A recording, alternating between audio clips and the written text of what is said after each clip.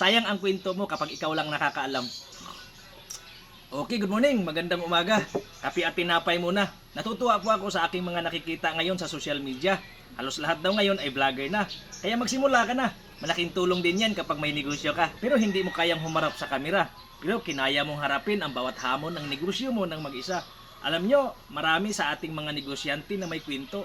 Pero natatabunan ng hiya, ng takot, ng kaba sa harap ng kamera. Pero ito ang tanong, hindi ka ba araw-araw na humaharap sa customer? Hindi mo ba kayang ipaliwanag face to face ang benta mo?